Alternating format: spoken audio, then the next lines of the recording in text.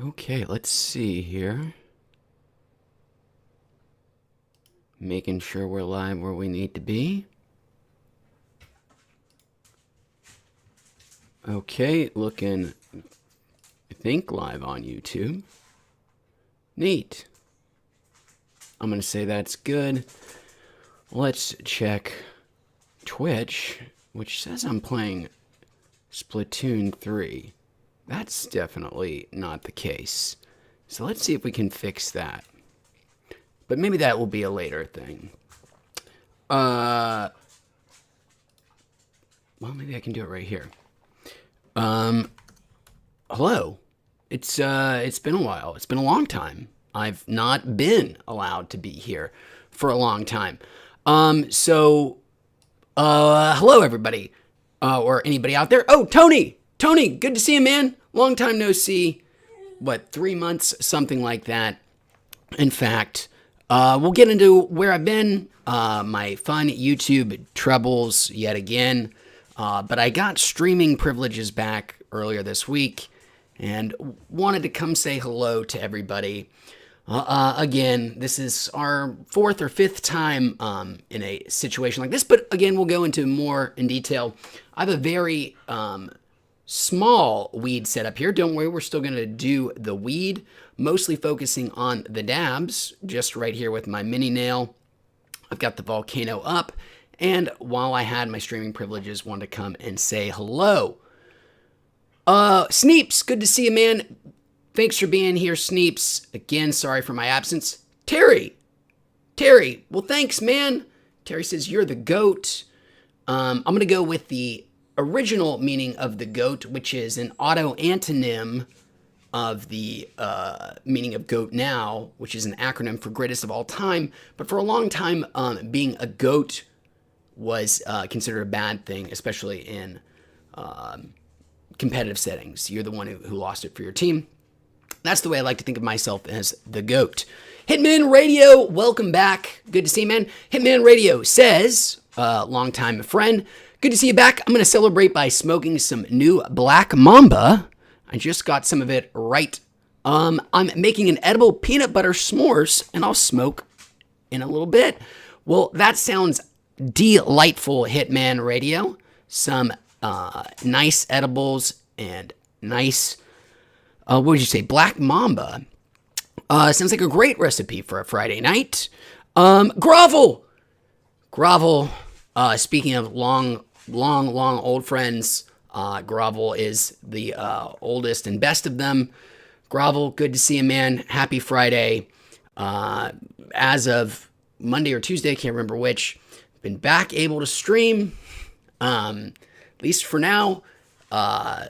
Who knows what's going to happen in the future. We'll talk about it, and my, again, love of the fine folks at YouTube. Buddy, you're moving my weed setup here.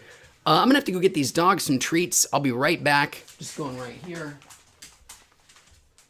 Don't get up, girl. Take it.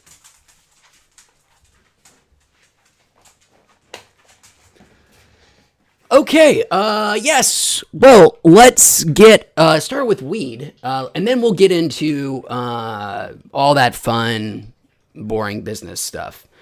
And who knows, at any moment, I might be shut down again. I'm not sure. I'm not really sure how or why I'm back, but at least they've given me this. So let's get to the dabs. Let me move our camera over.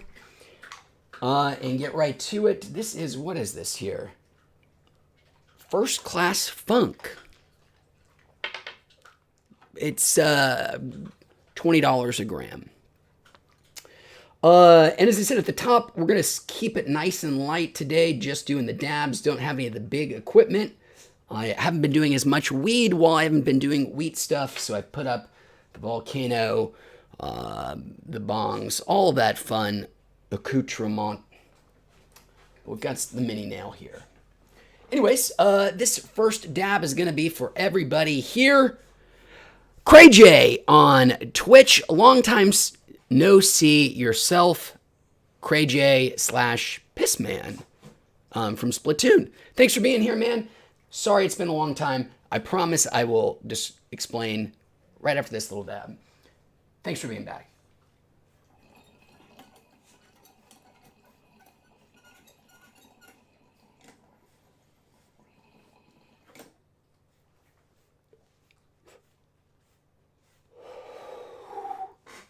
Pretty nice. That really is some first class funk.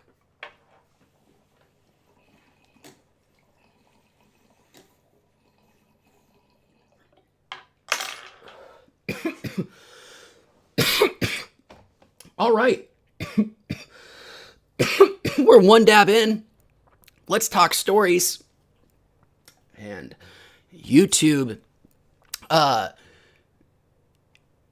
and their wonderful, smart, intelligent policies that are designed clearly and have no points of pressure nor pain in them, and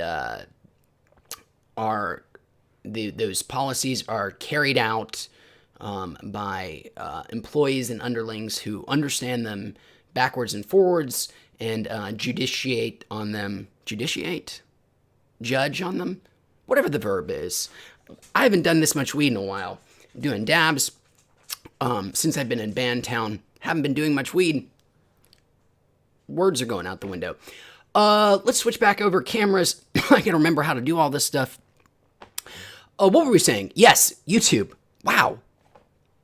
Weed, man. It's hard after not doing it for a while. I got banned again. So if you're a long time Wheats viewer, if you've been around with us for a long time, you know I've had my share of YouTube troubles. I've been flat out banned twice, meaning like my actual account was nuked. I got banned from the service.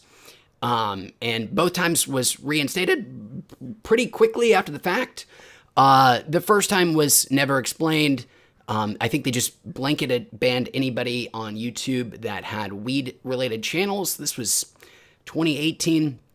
And then I got banned again in 2018, this time for the same thing that I have been banned and struck and every other sort of negative censure they can throw at you is all for the same thing after that first one.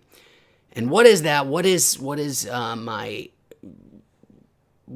gotten my streaming privileges removed? And also, it's more than just that. There are basically threats from YouTube that if you upload any more content that is like the stuff that you've already done, you do risk your entire account being nuked. And mine is very close to that, anyways, because of some strikes for what? Well, so this is the wonderful, strange, not at all infuriating, not at all unfair, very sensible decisions on YouTube's part. And like, even though I don't engage in this behavior and have never done it, I understand that they are, they're trying to do what's best for their viewers, the company, for fairness. It's just and of course I'm kidding. It's so unbelievably fucking stupid. What is it? Well, they've accused me many, many, many times of selling drugs. I guess weed. They have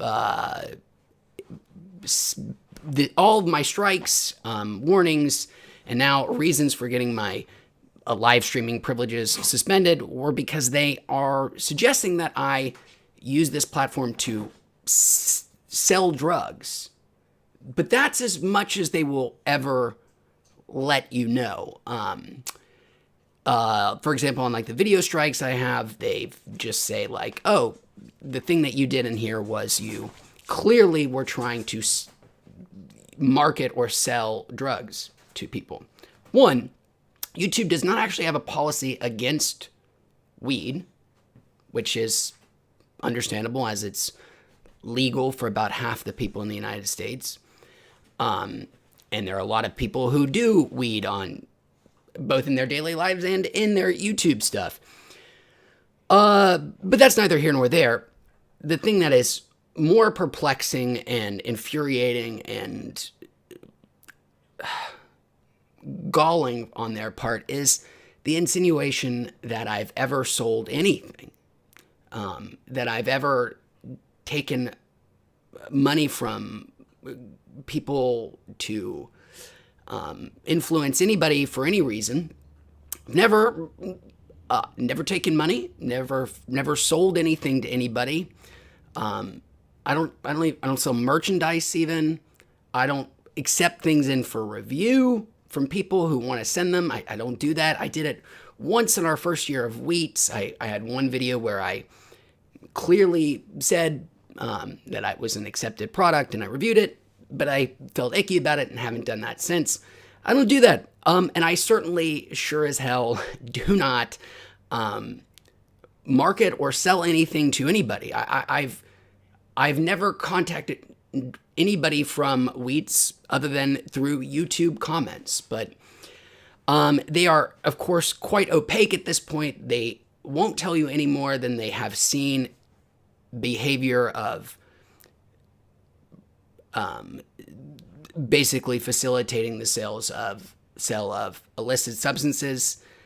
And they removed my live streaming privileges. However, this week, and of course my partner program, which is how you get all the money if you choose to monetize your things, which I've never done ads. And here's another uncomfortable little thing, unfortunately, that I tried to tell people before.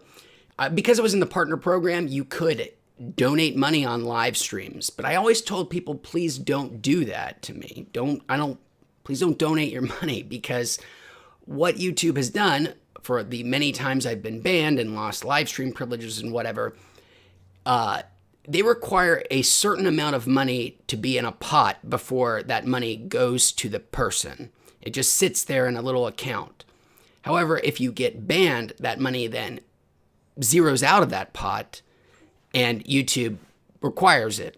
So out of all the gracious, wonderful donations people have still given me, please don't. I mean, you don't even have the option anymore because I've been removed from the partner program, which is fine by me.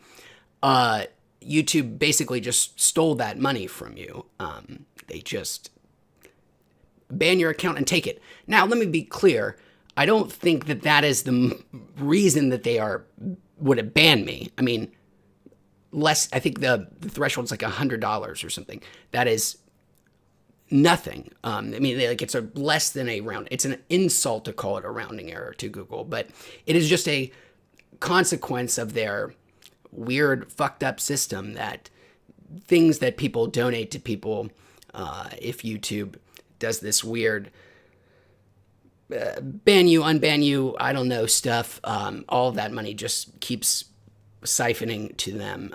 It's bizarre. And earlier this week, I got a notification again that, hey, your streaming privileges are back. So who knows for how long. Our last go around was the longest time I'd been since I'd been banned. I think the last time I'd had a ban or a strike was November 2020. So we'd had a good long run there. I'm not sure what I did to anger them again, but I'm just like always, something set off some alarms, tripped something at Google. They dropped all the ban hammer on me, but then they're like, oh, never mind, you can come back. So here I am. This, however, and I'm so sorry, guys, that I keep rambling here, but I just wanted to get through it all. It's like a Terry Gilliam movie dealing with all this stuff. But as I said last time, back in November of 2020 through my most recent ban, if it happened again, if this whole process went down, that would be the end of the Wheats project. It's just too much. It's a real pain in the ass, the whole thing. That I would just say, all right, let's put it up. Let's wrap up the Wheats project. It's just not meant to be for now. And I think that's going to be the case. Honestly and truly, I think Wheats is mostly going to be dead after this, because I don't even know if I can upload new stuff without it getting instantly banned. Who knows? We'll talk more about it. Hopefully I can do some live streams. I'm going to plan to live stream every day until 420, or every weekday till 420 next week. Maybe that's why they unbanned me. They know 420 was coming up. Just being nice. And we'll talk about next steps, what we want to do next. Unfortunately, if you want to do anything that involves video, or YouTube is still really the only game in town when it comes to non-live streaming options, which is unfortunate. But I do have some ideas. We'll talk more about them. But for now, that's a little bit of the story, where I've been, what's been going on. As you can imagine, it's a nightmare, but it's it's what it is to live in surveillance capitalism with no responsive layer to the responsive apparatus for the public to reach out to. It is what it is. Anyways, Arcane, thank you. It is. Appreciate you being here. Thanks for the kind words. Terry says, great to see you back. Your reviews are the best, funny, honest, and you're great to vibe out with. Also, when you are also feeling too high. Well, thank you. Guys, I did that one dab and I am so high. I had I had a YouTube video actually shot the week I got banned. All that stuff happened. But there was they have this weird warning that's like, oh, be careful. If you upload anything that, touches upon those same subjects or is reminiscent of what you've done, you risk having your entire account nuked to orbit. So I didn't even want to upload the video that's like, hey, what's going on?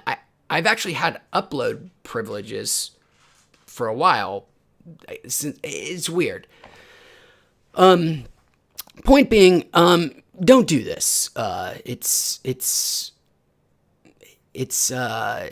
an opaque. What's the great Terry Gilliam movie about Brazil? It's like Brazil, or Metamorphosis. Pick your bureaucratic nightmare story. Sorry guys, I am very high. And I think we're through the story now. Tamia, welcome back, Tamia. So glad to see you. Tamia was one of our Splatoon friends, excellent Splatoon player. Tamia says, this is the reason why YouTube is just deteriorating. It's gone to shit already. Tamia, you said it, not me. To whoever is the new CEO of YouTube, or president, whatever term they use. I mean, they're an alphabet company, but Susan Wojcicki, however you said her name, has departed in between my being banned and now. She had been the YouTube head for like a decade. So I don't know who's there anymore, but I didn't say that. I think you guys are wonderful and you make very smart decisions that you can justify with ease. But Tamia, I don't agree with those words and I can't agree with that sentiment. You're exactly on the money, and you're 100% correct. It's not just YouTube. There was this it is the internet writ large that is going through this process, Tamia. And there was this incredible essay I read, I don't know, a couple months back. It passed itself around the sort of circles I go on the internet. Yeah, this was actually right around the time I got banned. It was in late January, I think. Here it is. I'll actually share the link. It's so great. It's from pluralistic.net, which is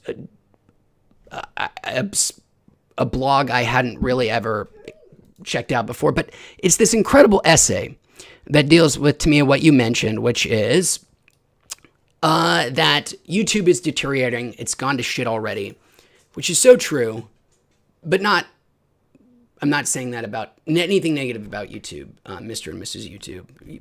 You guys are great. But this essay is called TikTok's Inshitification. And while I don't use TikTok myself, I'm not a TikTok user. That is not the entire point of this great blog. It is about this entire concept called inshitification.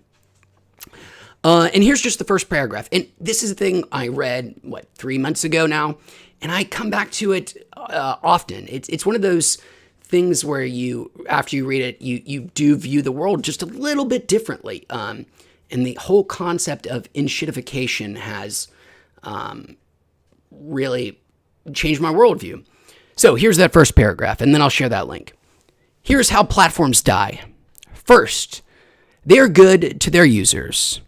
Then they abuse their users to make things better for their business customers. Finally, they abuse those business customers to claw back all the value for themselves. Then they die. It's a great essay about the internet and its the black hole gravitational influence that capitalism and surveillance capitalism in particular has on inshitifying the internet. And here's that link. I recommend you guys check it out if that sounds at all interesting to you. Okay. Before we do another dab, let's get some lightning rounds on chat. I am really far behind here. Dr. SJ, oh my God, Dr. Smegma Jones, good to see you, man. It has been far too long. Hope you caught my explanation. If not, we'll probably go through it one more time. To me, it says, I wanted to point out the cute dog too. But then that shit was serious, so I didn't. But yeah, that's a definite good boy. Yeah, that's my dog, Frog. Her name is Frog. She is now licking her asshole, so I'm not sure how much you want to talk about what a good girl she is, but she's okay. She is a 10-year-old Great Dane, which is very, very old. Just yesterday, I not fucking with you at all. I promise this 100% happened. She let out the longest, loudest fart of her entire life, which is saying something because she does it all the time, every day, including every time we walk upstairs, every single stairs. But yesterday, at about 9 p.m., maybe just a minute of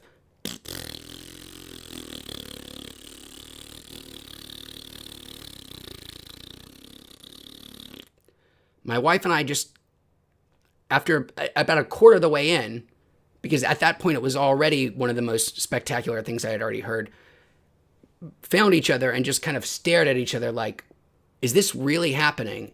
As we sat through the remaining 45 seconds of ass blasting. And it did not wake her up. She slept through the entire fart. Love that dog. Sorry about that, everybody. Grovel, I missed his comments. He just got back from the dispensary and picked himself up a few edibles. Nice, Grovel. Curious what you got and what your state's edible rules are. If you guys have unlimited in your capped, if you don't have a cap for your edibles, or if you're like California at 100, or I think Oregon's 50 maybe. Anyways, curious. Dr. SJ says, I still have been on my edible excursion, speaking of edibles, since November, and it has been great. I get so schmacked every time. Keith Edibles drinks have been so good too. Well, that is great to hear, Dr. SJ. I remember back in November, it all started because I think you had COVID, right? And you basically, obviously weren't wanting to take any inhalants in, so you switched to edibles. And for me, still the best way to go. Been catching up on all my movies in theaters. Still take my edibles with me even if I'm not doing as much weed at home. To me, it says, I just realized there's 2 dogs in the background behind that wholesome behind the miserable rant. Well, sorry about the rant. It was self-indulgent and a little woe is me, a little, feeling pity party, and nobody ever likes, it's not like anybody in this country enjoys listening to people talk about themselves as victims. That is not a thing we in America bridge at all. We do not respect leaders. Not that I'm a leader, but we don't respect anybody, especially people sort of trying to give a message or tell a story that basically just talk about themselves as perpetual victims. That is not a winning strategy in the United States of America. Now, I can't actually blink. I've never actually been able to do it, or wink. So I'm just going to have to hold one open so you guys can understand my sarcasm. Wait, I'm trying to blink the eye I was holding open. As you can see, I'm not doing so much weed these days. Okay. 13 says, no, that's heartbreaking. Dr. SJ says, seriously, it would really suck if Wheats came to an end. Thank you so much for your kind words. And I'm not trying to do it to be dramatic. Obviously, I haven't done anything over the past 4 months anyways. All the stuff that I had filmed and ready to go, I ended up not releasing because, again, YouTube kind of says, oh, be careful if you release something that's like the stuff that we didn't like before, but we're not going to tell you, we're not going to say this is the thing that the moment that you sold drugs to people, we're not going to tell you when that is. But if you do anything that's reminiscent of that thing that is impossible to point as a time or place that you've ever done, well, then everything's gone, son. So, not trying to be dramatic, and I hope to still continue to make YouTube stuff, well, because there is no competitor. But I don't know about weed stuff. It just seems like YouTube is still quite hostile to it, and it is one step forward, 2 steps back. I think we're netting negative there. All right, chat. Let's take a quick break from the chat that I've failed to catch up on. Do that second dab that I've promised. Where are we at here? How far are we in? Not that I need it, but, it is our first stream in 4 months, so we might as well make it something special. Let's move over here. Let's get our dab going. I'm going to have to go grab something to drink right after this as well, but I will be back. First, though, if I can conjure up the necessary motor function. There we go. Here is our dab of that first-class funk. Thanks for hanging out, guys, on our swan song here, being elegiac for Wheats, but not that dramatic.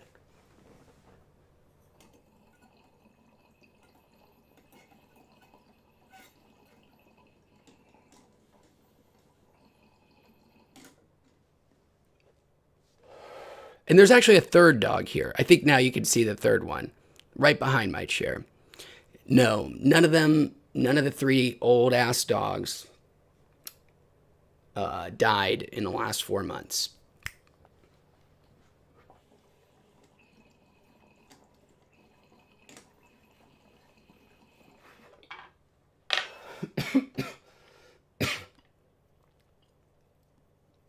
Three months. 2.5. Who's counting? All right. Well, there is our second dab. If you guys will excuse me for one moment, I'm going to go grab something from the refrigerator.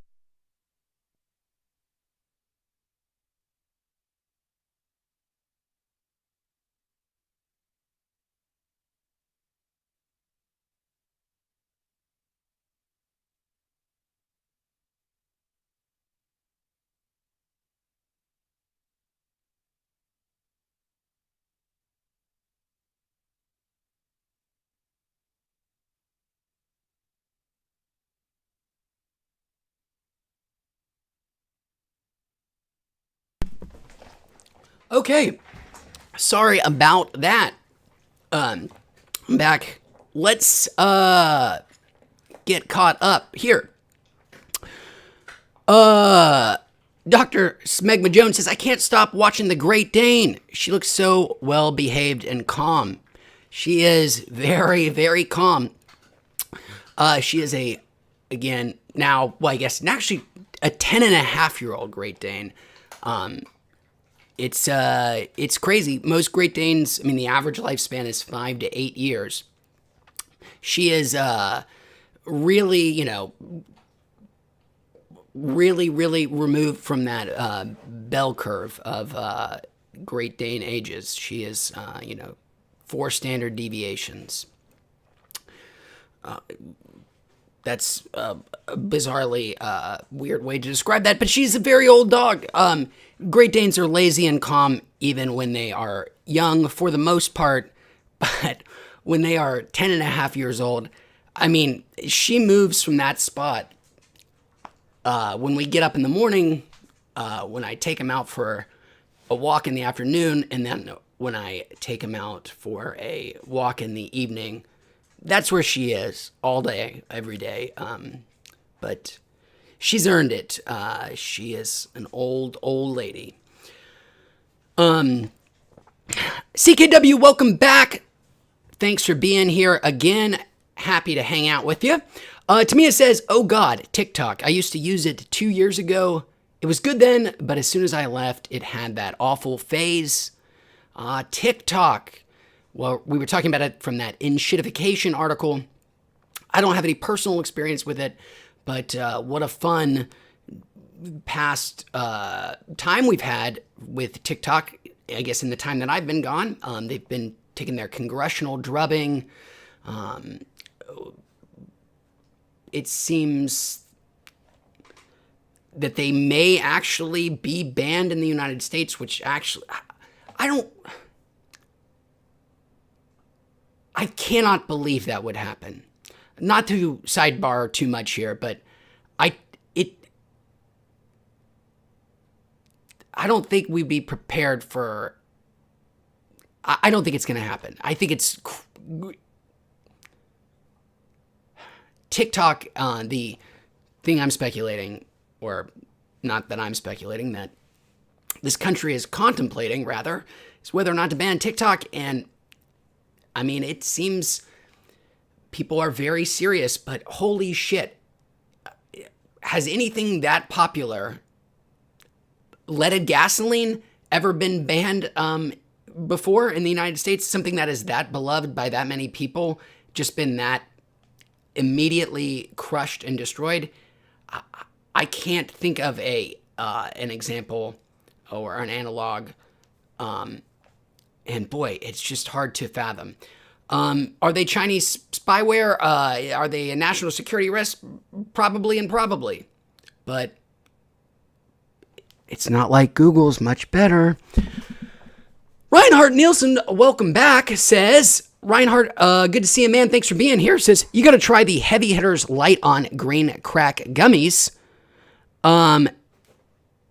he says that he has adult ADHD, and these are dopamine releasers. Much love. Well, that's cool. I didn't know that people were using THCV to assist with adult ADHD symptoms. That's really neat to hear. I've definitely done, Reinhardt, the heavy hitters gummies before, and I agree. I've never had the ones with THCV, a molecule. I'm not even sure what the advertised benefits are, other than you're saying you use it to help with your adult ADHD. They're great, though, just their standard THC ones, and I'm so happy to hear that these ones are helping you. Adult ADHD, I hope, Reinhardt, if you take medication, that, which one is it? Adderall, I think, has had this crazy national shortage for, I don't know if it's still going on or not, but I remember it was a big deal in the fall and early winter. And I don't know if that's still the case, but there was a glut. That's a bad way of describing it. I think that's the wrong word. Because I don't think people are lying, but there was a huge influx of diagnoses of adult ADHD at the start of the pandemic, thanks to teledoc stuff, and especially these web or app-based things like Cranium. There were a bunch of them. So there was a huge influx of people coming in to take these stimulants, and apparently they just ran out. So hopefully you have not been afflicted with that, but either way, glad to see that those heavy hitters are helping. And I am spending too much time on every comment.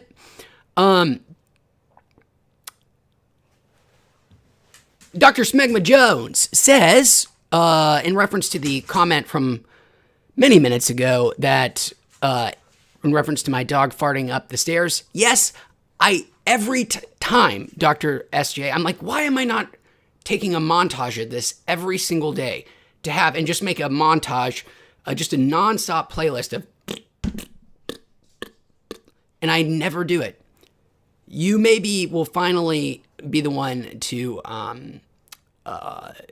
get me to film it, because it's not it happens occasionally, or it happens almost every time. It happens every time we walk up the stairs. So 3 times a day, at least a third of the stairs are accompanied with and it's delightful. Maybe it's time to finally get it documented on video.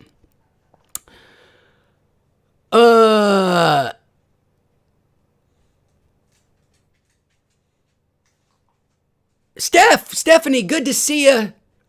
Speaking of our old, great, favorite folks, thanks for being here, Stephanie. Hopefully somebody will fill you in on where I've been. It's a long story. We'll go over it one more time before we go. But I'm glad to be here for at least in the moment.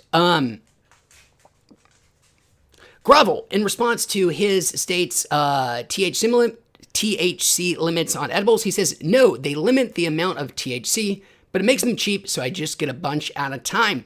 That's the way to do it. Hopefully your dispensaries are like ours here in California, where they're always running different promotions and deals and incentives, and it's great opportunities to stock up. Reinhardt says he's in SoCal, San Bernardino, the place that until I moved here didn't realize that there was another R in my entire life up until I moved to Southern California. I thought it was San Bernardino. And I got out here and realized that there's another R in there. It's Bernardino. Out there in the desert, hopefully doing better, San Bernardino. Always on the cusp of being the next big place, but always seeming to have some thing holding it back. But it's a great place to get some cheaper cost of living and still live in Southern California. To me, it says, honestly, you deserve a pity party, though. You were generally just being you and got banned for streaming. That's a good reason to blame. Well, thank you, Tamia. I appreciate you saying that. It's just not fun to listen to people, again, talk about themselves being the victims. But I was fun ranting, and it's just, yeah. Everybody should read that essay, The Inshitification of TikTok, and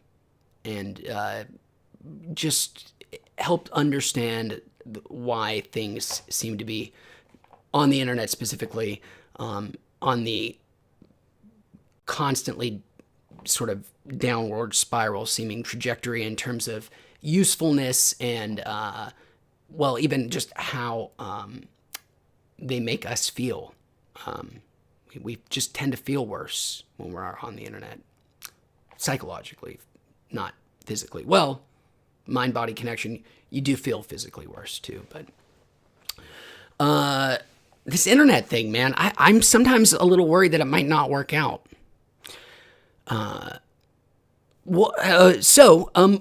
Speaking of the internet not working out and technologies not holding the promise that we originally thought, what's the biggest story since I've been gone, and what is one of our favorite things to talk about here?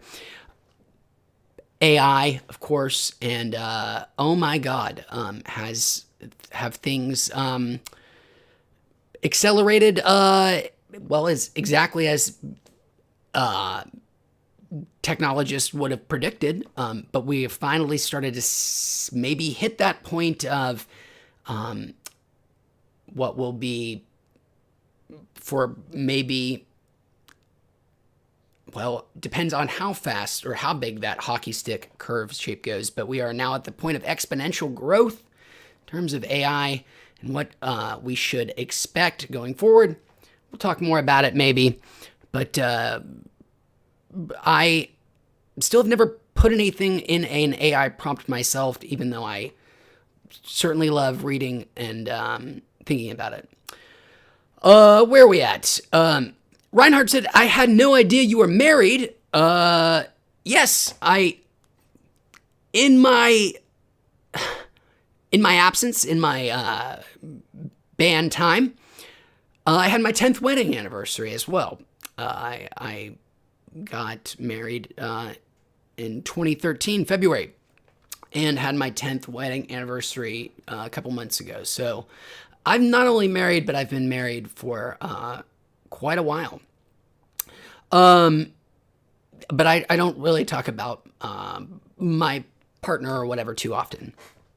But yes, been married for some time. To me, it says, honestly, I forgot about the automatic cam for a second. Just threw me off. Yes, I've got my fancy camera on a gimbal, which makes it hard to look at the camera instead of looking at the picture, because to me, like you, it distracts me, and I have this camera, so I have less excuse.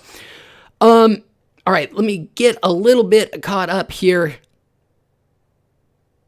To me, it says, honestly, I don't smoke either or do edibles. You guys are just genuinely lovely people. Well, thank you. That's very, very kind and thoughtful of you to say. We love hanging out with you, even if you're not doing our illicit substances that YouTube can't decide whether or not they're okay with. We're happy to hang out with anybody, whether they like weed or not. What was that about, girl? That one who's making noise, I'm not sure my mic might be blocking it. She is 12 years old. I gotta stop talking about how old my dogs are. Anyways,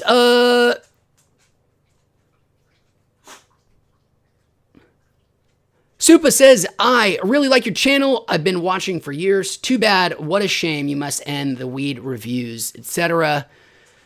Boy, would I love to continue just doing what we've always done. But yes, the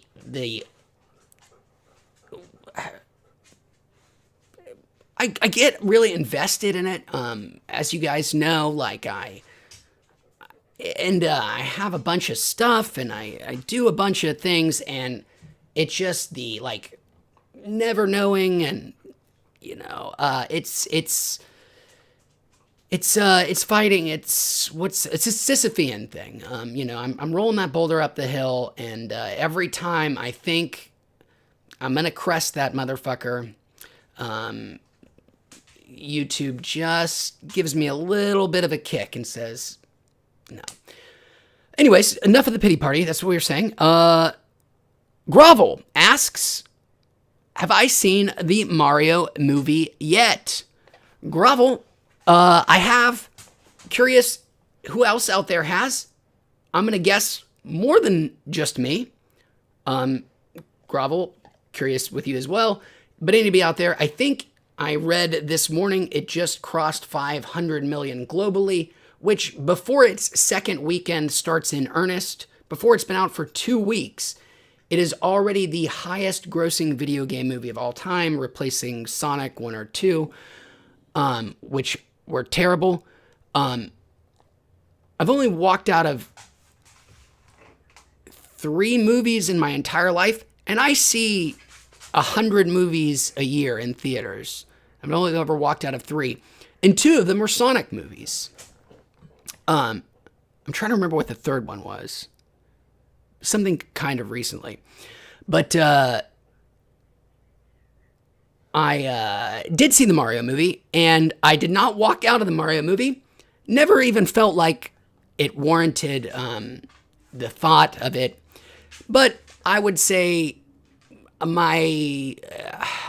definitely more on the like, it wasn't good side. I get the people who found the formula to work and it to be fun and enjoyable, but man, it's just one. I think I've never enjoyed anything made by Illumination, the Minions folks.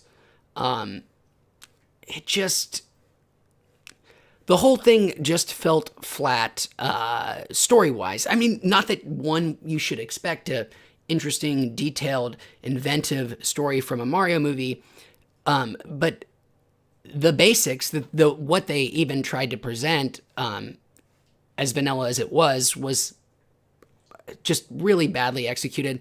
I don't think I find the decision to put a Mario mom and a Mario dad in a movie baffling. Like, that's a weird place to start from. I thought the voice performances were fine. Chris Pratt didn't offend me at all. Like, that all the hubbub about who wasn't giving enough of an effort and, this person seems terrible, that never bothered me. It felt like,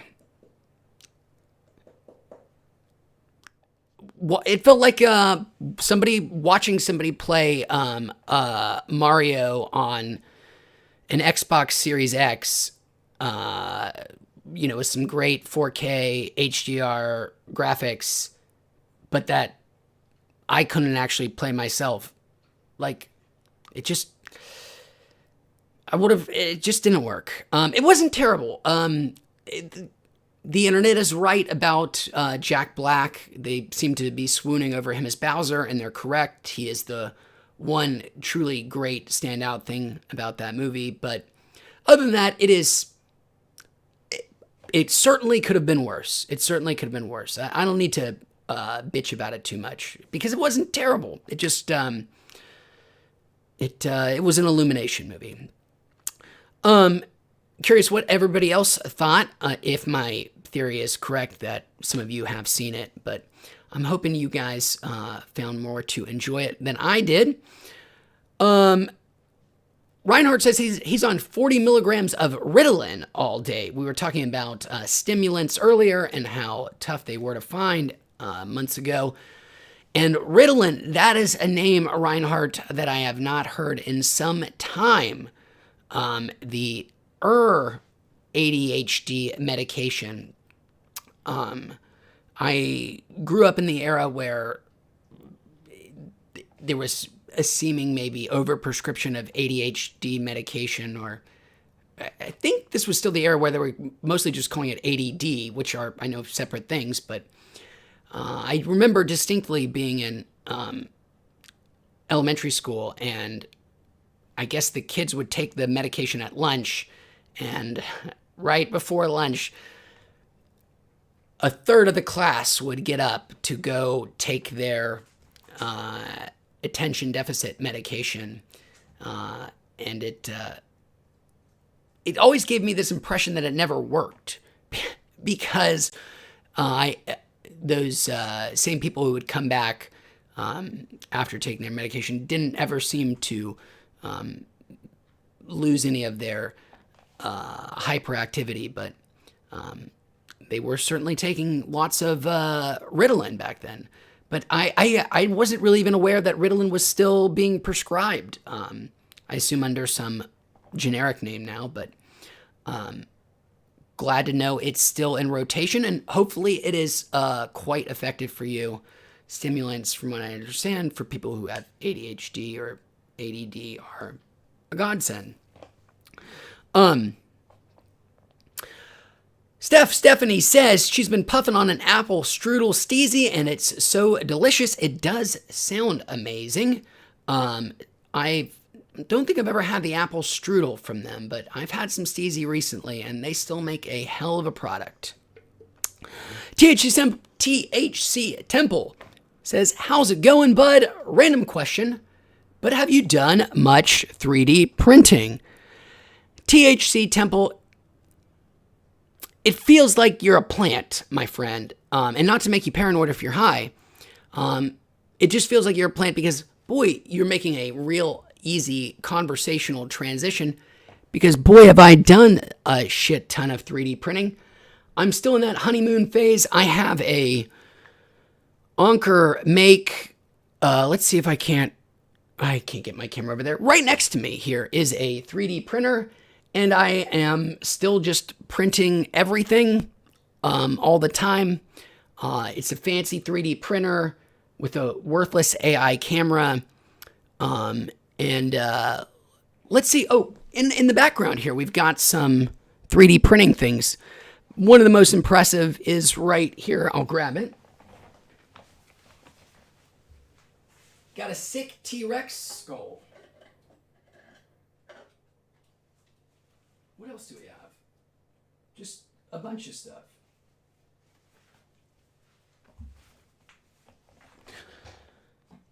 Oh, shit. No, I know what I've got to grab. But, like, I mean, not that I need more garbage and more plastics to clog up the oceans, but neat. From a 3D printer. So I've been doing a lot of 3D printing. Mostly nothing actually practical or useful. Mostly only, sorry about my dogs, just stuff like this. And cool stuff like, I just broke my T-Rex skull, by the way.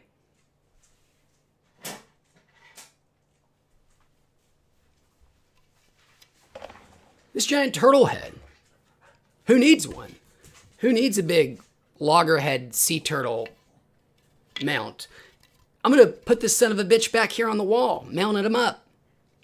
Like, as if I were,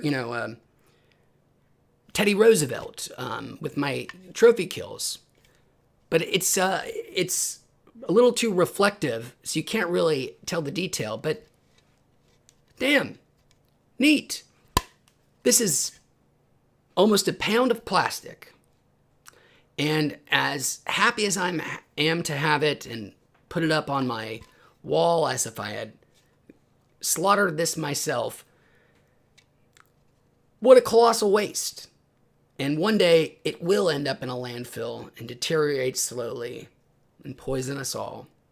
But until then, it's going to look sick up on that wall. I also have a rhino skull and a velociraptor skull. No real rhyme or reason. They also go up on the wall. Some goner says, you look unironically Amish. What would it mean to look ironically Amish? Some goner. That used to be my favorite excuse to get telemarketers off the phone or to cancel service. It used to be very hard. I remember trying to cancel AOL. Do you remember AOL? On the phone, had this very legendary, actually, tough process of like having to go through a bunch of people to get your account actually canceled, and they do the hard sell to keep you. I would always just say, I've converted to the Amish faith, and I have renounced all use of personal communication devices and electronics, so I have no need for the internet. I wouldn't explain why I was still able to talk on the phone, but it seemed to shut people up. So being Amish, great excuse. I did see the movie Women Talking, which is about Amish or Mennonite women. I'm not sure which. They wear funny clothes and they have funny beliefs, but it was a pretty good movie. But I do look unironically Amish, I think. No, I think I look ironically Amish. I'm not sure I look like I could raise a barn in an afternoon, but I did watch the movie Witness very recently. Again, I guess I'd seen it when I was younger. That's got Amish folks. Harrison Ford, kids, shotguns. Check it out for your Amish content. I knew some Mennonites growing up, too. Actually had a boss who was a former Mennonite. And they're like soft Amish, like half Amish. Like Amish. They're the Episcopalians. Episcopalians are to Catholics as Mennonites are to Amish. Does that make sense? It doesn't really even make sense to me. Not that we need it. Let's do that third dab. And I thanks everyone for hanging around and listening to my rambling. Before we do that, let's do a couple more comments. Terry says they are trying to upload people's consciousness to an emulated brain by the year 2040. I'm not sure who those people are, Terry, but I mean, there are people. We've had our Ray Kurzweils who dreamt about doing it for years, and science fiction writers for a generation before that.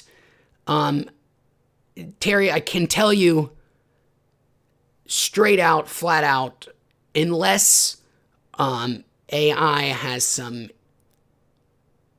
make some incredible advancements for us on the subject of neuroscience, we are not getting our consciousnesses uploaded by 2040.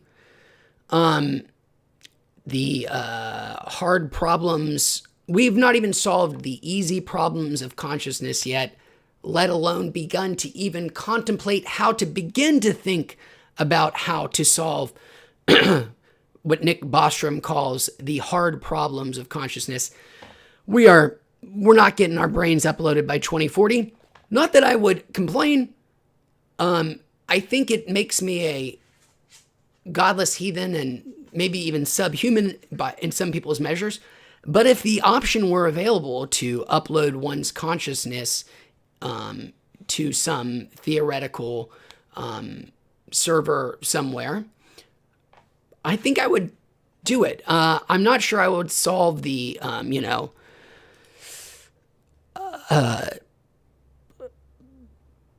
sort of philosophical quandaries of it. Like, do I, even the basic stuff of, does my consciousness wait till I'm dead? My human body is dead till it's officially uploaded. Am I uploading just a copy, or is the idea to copy and erase so that there is only one? Who knows? But if the option were there, I'd probably do it. Here's another example of my vanity and fear of death. I'm a poor person. I'm not a person of means. I don't have any family wealth at all. I have no personal wealth. I'm not a wealthy person. But if I had a shit ton of money, And I'm not sure exactly, it wouldn't even have to be that much because I think the prices aren't that crazy. I am vain, gross, and terrified of death enough that I would cryogenically freeze myself, because why the hell not? It seems to be, other than the sort of gross philosophical implications of wanting yourself to be immortal and all of that, we've been told to feel really bad about. But other than all that stuff, I don't think it would ever work. I think there's an absolutely almost zero chance that it would ever pay off, but you have nothing to lose. You're dead. You'll never know that your investment never paid off. And the alternative is, would you take a 0.0001% chance of coming back to life as opposed to a 0.0000% chance? I think I'd take that 0.1, especially when the upside is just, or the downside is just money. But that's, yeah, I don't advise anybody to do that, though, because it really is a waste of resources. But if I were disgustingly rich, I would unfortunately actually probably take that up investment. All right.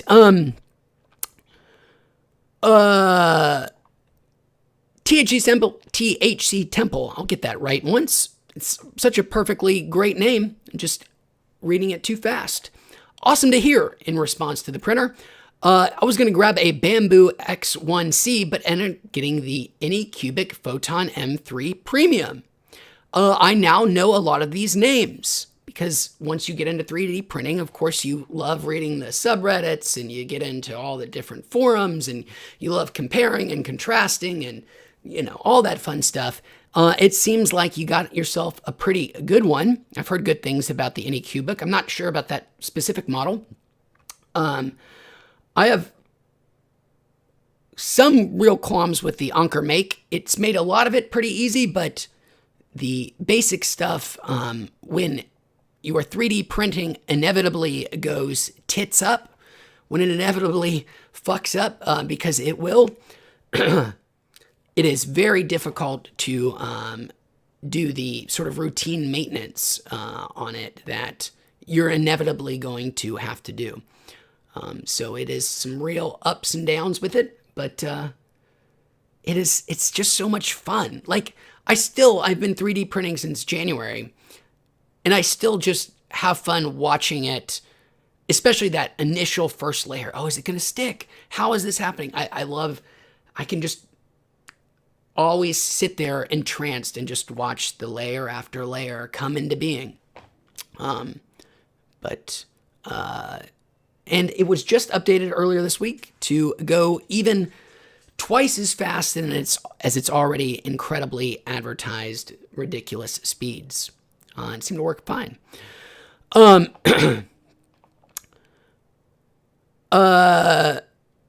Tony says, what filaments do I use? PLA and PETG are the ones that I've been using. I think you can use TPU and something else with it as well. This printer also was advertised as coming with a multi-color engine, multi-material engine.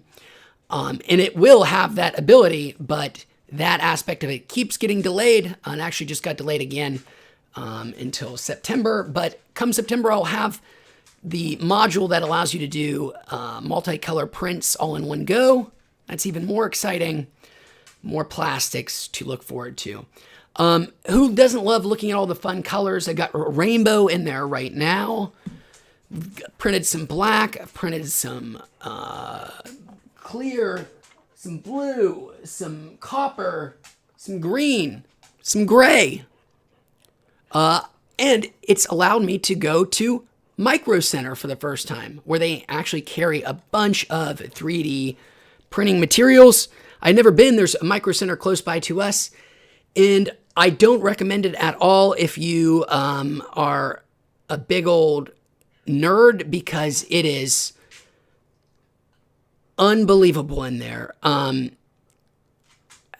The amount of cool shit that is in Micro Center that I had no idea. It's dangerous. It's a dangerous place to be. You can end up buying some toys that you didn't expect. But I enjoy buying my 3D printing stuff from there. And not my new graphics card. My GPU died about a month ago. My 3080, my brand new 2-year-old, 3-year-old graphics card, shit the bed. And I had to buy a new one and got it from Micro Center. So, okay. To me, it says, if I had a 3D printer, I'd print models of characters in silly poses, almost like non-Nintendo amiibo. Well, to me, even not great 3D printers will have plenty of options for you. There are all kinds of easy-to-find models online. I've never designed anything myself for this 3D printer. I've only taken other people's designs and printed them myself. There are many great repositories online. But, to me, I have not, unfortunately, found great print models for Nintendo characters, because I was going to print some to give some to, bring some to the movie to give to people, but I couldn't find any good ones. One thing that makes it tricky to me with characters in general is when it comes to 3D printing, it's not as simple as grab your model from your 3D AutoCAD software and import it to your 3D printing slicer software. 3D prints still require a very precise kind of shape to print well without needing additional supports. So things like characters are often tough to do because you have overhangs, like things like arms, which can be really tough for printers to do, or different weird angles like noses. And but some people have come up with very clever designs that allow you to do it. But it's not as easy as finding your 3D model and doing it. But if you like 3D design, you can earn your kudos there, because it's super popular. There are some of these 3D printing repository websites. Some of the top models have, tens of thousands of reviews and hundreds of thousands of downloads. So maybe you can design us an excellent Splatoon 3D print model and become an internet celebrity. Sneep says, turtles are epic. I've had an Eastern painted turtle that's about to turn 3. Sneeps, I couldn't agree more. Turtles all the way down. Turtles are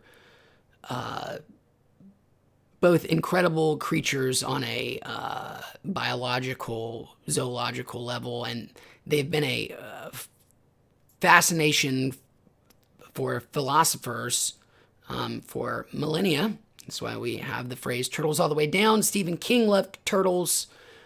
In case you didn't know, the novel It,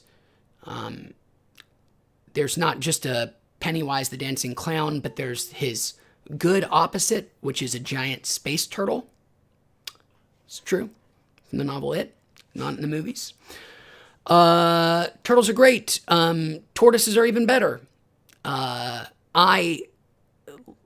Sneeps, like you, don't have any turtles right now, but growing up, I had tons of turtles. I lived in East Tennessee for my entire childhood, and which was a huge habitat for box turtles, the pretty rare box turtles, which like to bury themselves deep in subterranean tunnels to winter themselves, and dogs can sniff them out very easily, and my dogs would dig up box turtles all the time, and I kept them for pets for years, which wasn't great, but I had 4 beloved box turtles. One was very injured that I had for 5 or 6 years before I eventually let them back out into the wild. But Great, great pets, box turtles, tortoises in general.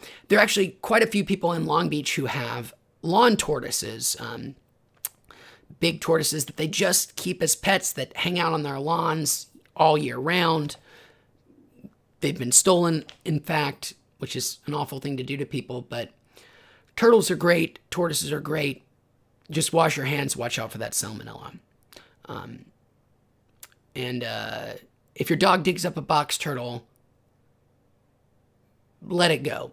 Don't be like me at the age of 7 and keep it for pets for years. I mean, they ate like kings, but they belonged out in the wild. I hope they're doing well. They might very well be because they live very long lives, box turtles and tortoises in general. That is enough turtle talk. Although I did beat Teenage Mutant Ninja Turtles Shredder's Revenge recently, so one last turtle talk. THC Temple says, but wouldn't you that just be a copy of your consciousness, not you in actuality? THC Temple, yes, almost certainly it would, but the road we're about to go down is fraught and filled with philosophical pitfalls and traps, because here's THC Temple. Here's the way the argument that befuddles that one up the most quickly. It's the one-to-one transfer. Let's say you could transfer your consciousness into a computer, one neuron at a time, basically. At what point does the computer become you, and what point are you no longer yourself in terms of your consciousness? Assuming that consciousness is purely our neuronal connections and the synapses between them, and it is, the subjective experience of those many connections perceiving themselves to be a being, and that we could make that happen. You could, convert that all into data and store all that information on a hard drive. Well, what would happen if you uploaded yourself like one neuron at a time? At what point is the computer you, and your body is no longer you? Is it 50%? And then what happens at exactly 50-50 when there is half of you in each? At what are you, half of a person? Are you two different half people? These are all these aren't even still the hard problems of consciousness. Check out your Nick Bostrom and get really confused. Yosemite, good to see you, my friend. Long time no see. It's King Yeti. Welcome back, King Yeti. Good to see you. Sorry I've been away. Hopefully you got some of the story where I've been. We'll be back with the longer story before we wrap up, but I've been banned for a while, but I'm back. Sebastian says, hey bro, thanks for your BB Carts review. I'm getting baked on a budget. I like that. And I've been wanting to ask, are you inoculated? Sebastian says, am I inoculated? Do I have what the people refer to as the jab? Yes, I am I have my coronavirus, my COVID-19 vaccine in 2 boosters or just 1? I think 2. It's been a while since I had my last one. Proud vaccine haver. Anybody is free to have a different opinion of me in terms of your vaccine status, but and then in terms of other inoculations, I've got all the ones you had to have to go to public school, or you used to have. Pretty big fan of vaccines in general.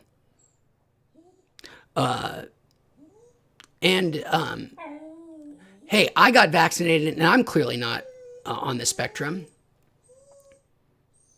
I think. Maybe. It would explain some things.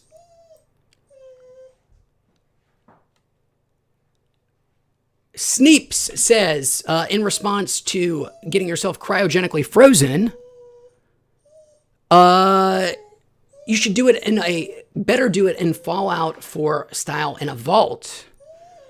Yes. Because, it might take a long time for them to figure out how to revivify me. And no. Sorry, my dogs are being obnoxious. Wherever I am, better be able to withstand some nuclear blasts because I wouldn't discount the possibility.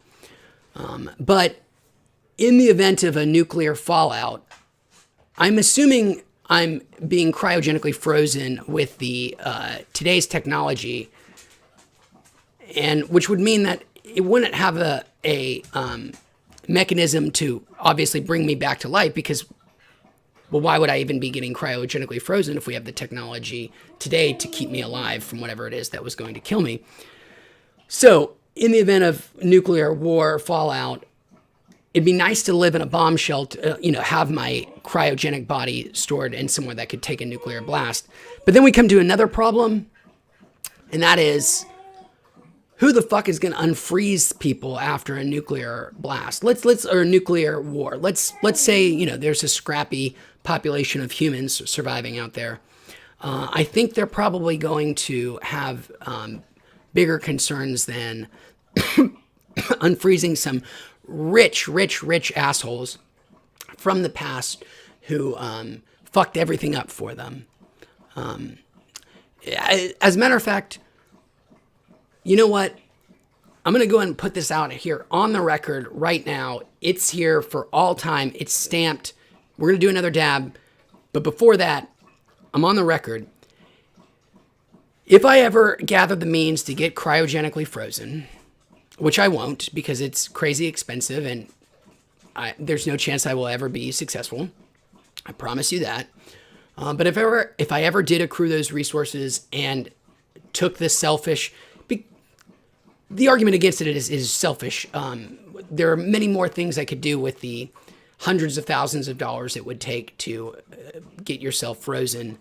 That would be much more beneficial to many people than having myself frozen. But in this scenario, I say, fuck those people. I'm doing it. So I've done it. I'm frozen. Nuclear war happens. Some other calamity that is man-made. We have killed ourselves by our own hand. And a band of humans does happen to survive this disaster. And they happen to stumble across the vault containing my frozen body. I give them permission right here, right now, assuming also they have the ability to see this video, which they won't. But let's just assume that they do. Makes this a little bit easier for everybody. They can eat me. They deserve it. We fucked it up. Future Mad Max style people, if you find my frozen body in a still powered Fallout style vault, waiting my eventual revivification to ascend to my celebrity status as a person brought back from the 21st century in all my glory. You don't have to do that. Just pull me out of there, thaw me out, and fucking eat me. You earned it. Okay, so now that we've covered cannibalism, let's do that dab that I've been promising. And,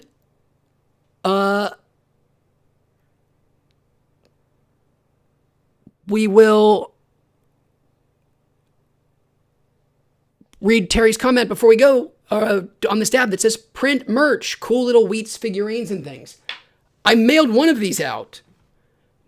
One of the first things I printed was a dick butt. And it's just like has a hole in the head. I think it was designed to hold a razor, but it holds your little vape pen perfectly. And I sent one to somebody who asked for one on Discord. I forgot who, but I would obviously not. This isn't my design. This isn't my thing. I don't want to sell anything to anybody. Never have. But if you want a dick butt,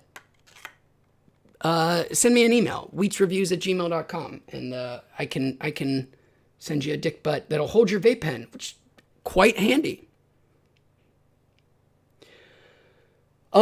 Dick butt. Chat. THC Temple still butchered it.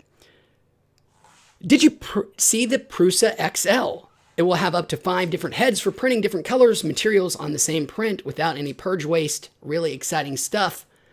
I did see it. It seemed like this was the week everybody was revealing their new hot shit printer.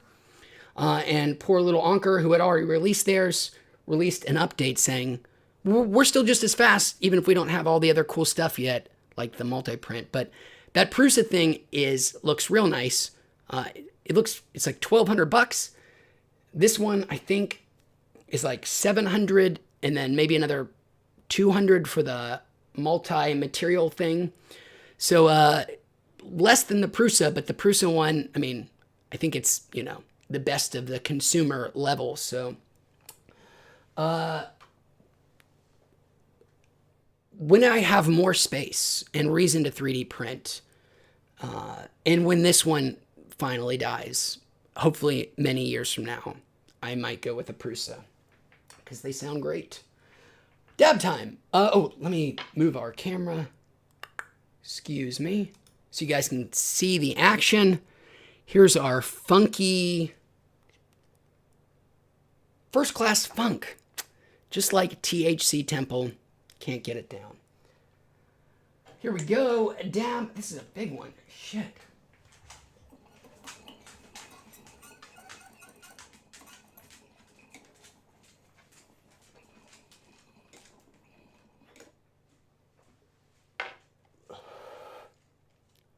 So I forget who asked, who said,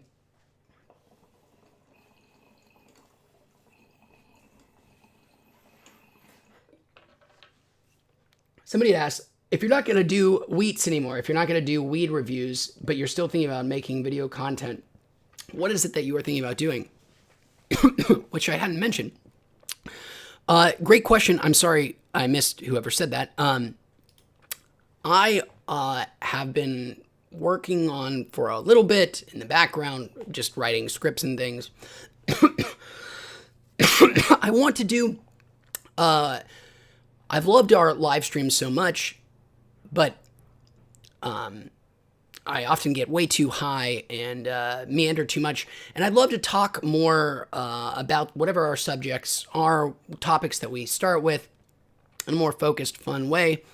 And we love talking about books. I really want to do a YouTube book club type thing,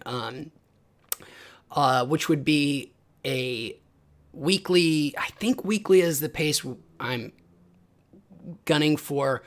A book a week. It would be like 2 videos or 1 video and a live stream, or maybe 1 video and 2 live streams discussions, where we just pick a book, alternating fiction, nonfiction. I have a big list of ones that I've already picked out. The first video would just be a summary of the book and its either plot, if it's fiction, or its ideas, if it's nonfiction, and just, a quick sort of take on the book, whether I thought it was effective. And then we would do book clubs throughout the week, live streams. We'd come on for 90 minutes or so and just talk about whatever book it was that we are discussing. So that is what I'm thinking about. Nice, low-key, very search content friendly, very unbannable type stuff. I haven't got all the details yet, but we will talk about it next week as the Wheats channel winds down because, as I said at the beginning, after being banned again from all this, this was always going to be my last attempt. So as long as they don't ban my live streaming privileges again, which they might very well, who knows, before next week, I should be live streaming every day next week for up to 420, which is next Thursday. We'll do a big thing then, lots of fun stuff, and we'll maybe use that as our like wrap up for Wheats. I don't. It will be done for a while in this format, and while we may still come on here to talk every now and then and do a live stream where we smoke to tell people about our other platforms and things. In terms of weed reviews, I still don't know whether I can upload anything without risk of having my channel banned. So I wouldn't expect anything. I have several ready to go, but that is still not clear to me whether or not that is safe. So I don't want this place banned from YouTube. I really don't. I really want all of the stuff that's here right now to remain. I mean, it sucks that YouTube runs ads on it and make money on it and all that shit. It sucks to continue to, have to use them, but they are the only game in town. So I don't want to jeopardize this YouTube channel. One, because I'm vain and hopefully I can convince some people to come talk about books with me. Very different than weed reviews. Very, very different, I understand, but I hope to keep that open for that. And then just some of these products are going to stick around for a long time, and I hope people will still find some of these reviews useful a year, 2, 3 from now. I don't know how different the weed market will look, but maybe they will still be useful. So I don't want everything just nuked from orbit. So I'm still not going to upload any new reviews because that would, according to their vaguely worded policies, jeopardize if any of these reviews contain the things that I got banned for, that they cannot tell me specifically what it was that I got banned for, my whole account would get banned. So no new reviews for the foreseeable future until I get some new guidance from YouTube. But we will continue doing live streams next week. And then if this doesn't get banned again, obviously, sorry to keep bringing that up. I notice I keep saying ban all the time. But we will be live streaming again, hopefully every day next week, Monday through Thursday for 420. And hopefully we will get to call that like a finale kind of thing. We'll see. We'll talk more.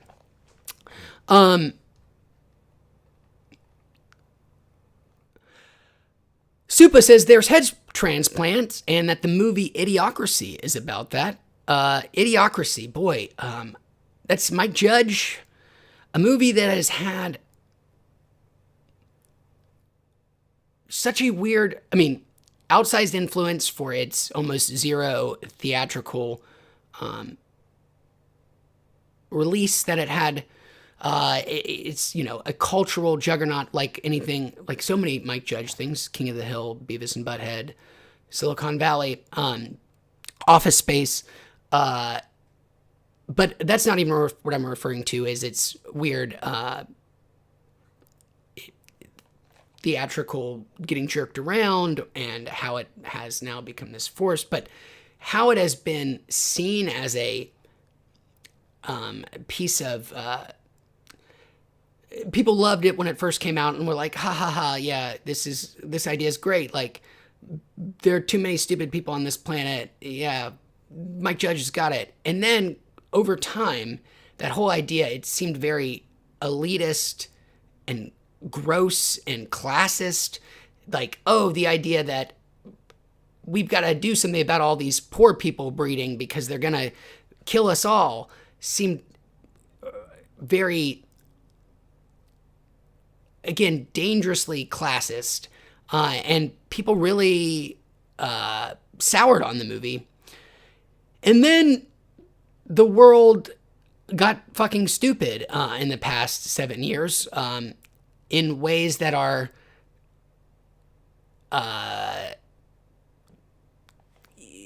eerily close to the way Mike Judge prophesized that they would be.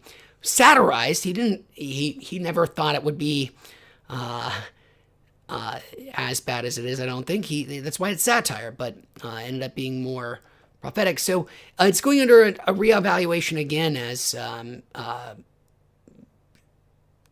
stupidity rises, as we get back to banning books and wanting to close down libraries. The warning Mike Judge was trying to give us seems all the more relevant, but I don't know, maybe it's still a little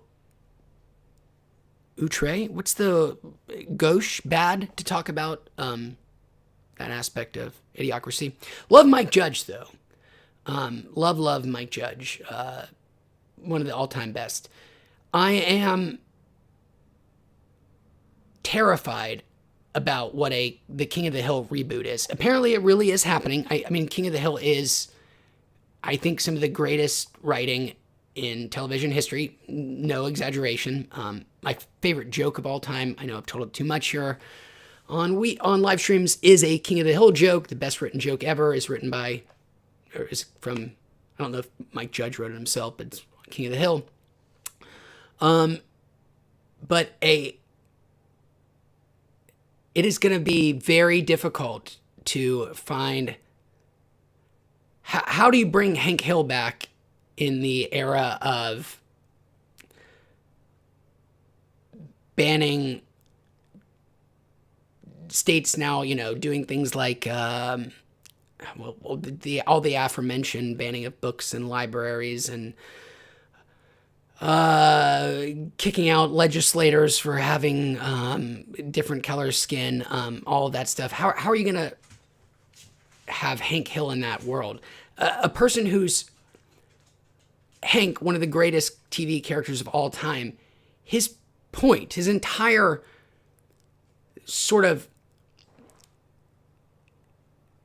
the reason he was funny, his entire and comedic appeal was that he was believed himself to be a deeply conservative human being, but in actuality was I don't need to go too deep into King of the Hill philosophizing, but it's going to be tricky. I don't know how you bring a character that is about when every issue that Hank could feasibly talk about now, people, the amount of vitriol that comes from our two different sides. Hank was a conservative person who found himself in an increasingly liberalizing world and would often realize he is not as conservative and traditional as he thinks he is. And that's where much of the tension and humor of the show comes from, is Hank being this kind of antiquated character living in a modern world, but in essence really isn't as antiquated as he thinks he is. And man, what are you gonna do? Like, what is the gang gonna talk about there on Rainy Street? That's too much King of the Hill talk. I am so high, guys, which is probably a great sign and a great time to take off. It has been an incredible time getting back to hang out with everybody. We did 3 dabs only. Shit, I have not. My tolerance, man, way down. Sorry to keep rambling. It has been so much fun hanging out. I'm so glad I got to be back and explain what's going on. unless this all falls apart over the weekend, I will be back next week around the same time as we prepare for 420, our final Wheats 420, before we move on to new ventures.